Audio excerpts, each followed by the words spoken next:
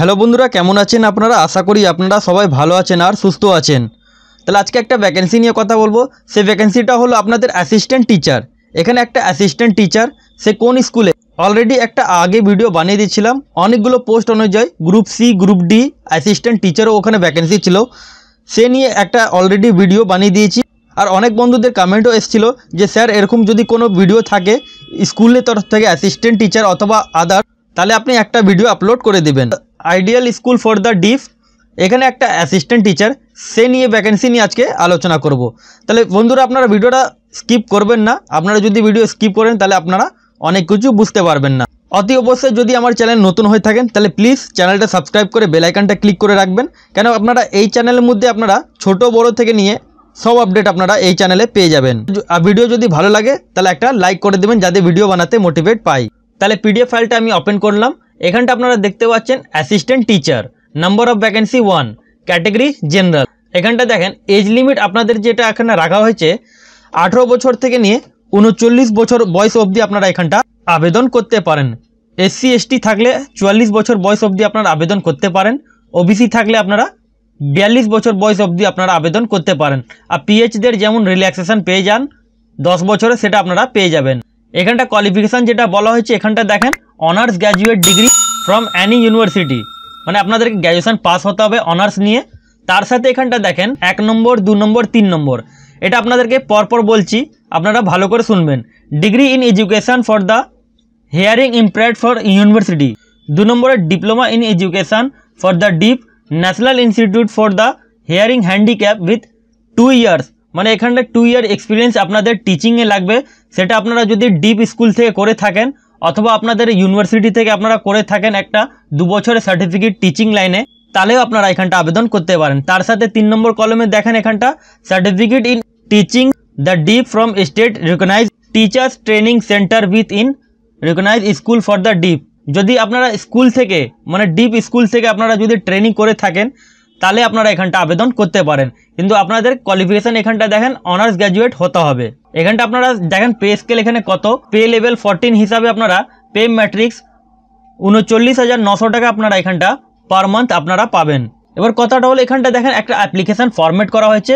সেই অ্যাপ্লিকেশন ফর্মটা আপনাদেরকে একটু দেখিয়ে দিই। রাইট সাইডে আপনাদেরকে একটা রিসেন্ট পাসপোর্ট সাইজ একটা ফটো সাটাতে হবে। তারপরে যেমন এটা আপনাদেরকে এর আগেও বলে দিয়েছিলাম কী করে ফর্মটা ফিল করতে হবে, আর একবার আপনাদেরকে জানিয়ে দিই।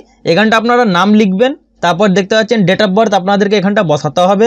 Age on the date of advertisement, মানে জবের থেকে আপনাদের অ্যাডভার্টাইজমেন্ট রিলিজ হয়েছে সেই থেকে আপনাদের ডেট অফ বার্থ মাইনাস করে এখানটা আপনাদেরকে বসাতে হবে। ন্যাশনালিটি এখানটা ইন্ডিয়ান করে নেবেন। ফাদার নেম অথবা হাজব্যান্ড নেম এখানটা আপনারা ফিল করবেন। ম্যারিটাল স্ট্যাটাস এখানটা দিয়ে দেবেন, ম্যারিড না আনম্যারিড সেটা আপনারা দিয়ে দেবেন।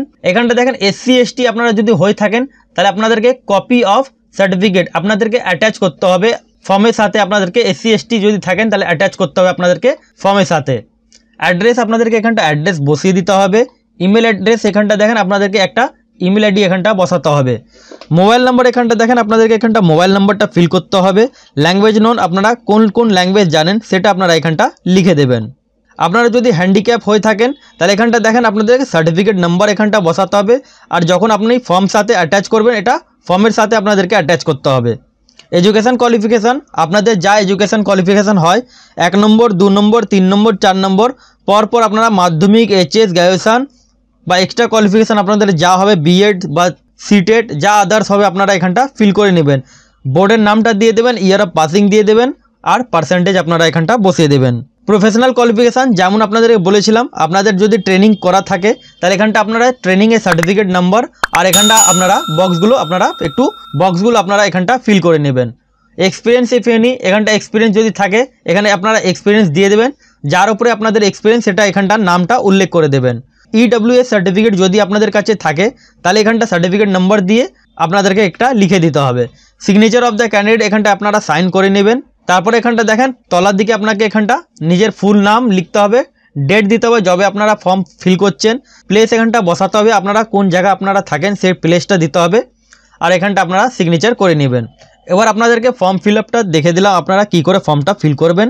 এর সাথে আপনাদের সব ডকুমেন্টস সেলফ অ্যাটেস্টেড করে আপনাদেরকে খামের মধ্যে আপনাদেরকে ভরে কোথায় পাঠাতে হবে একটু আপনাদেরকে দেখিয়ে দিই। এখানটা দেখেন offline in the drop box of address administrative building DJ 4 number sector 2 Salt Lake Kolkata 7,51,000। এখানটা আপনাদেরকে একটা ড্রপ বক্স করা হয়েছে, ওখানে আপনাদেরকে যেয়ে ফেলে আসতে হবে, অথবা আপনারা এটাকে স্পিড পোস্ট করতে পারেন। ফর্মে যেটা লাস্ট ডেট এখানটা দেখেন, ফর্মের লাস্ট ডেট 27 ফেব্রুয়ারি 2024, 4টের আগে আপনাদেরকে জমা দিয়ে দিতে হবে। অথবা বন্ধুরা আপনারা যদি না বুঝতে পারেন তাহলে আপনারা কমেন্ট বক্সে কমেন্ট করবেন। আর চ্যানেলে যদি নতুন হয়ে থাকেন তাহলে প্লিজ চ্যানেলকে সাবস্ক্রাইব করে বেল আইকনটা ক্লিক করে দেবেন। তাহলে পুরো ভিডিও দেখার জন্য ধন্যবাদ।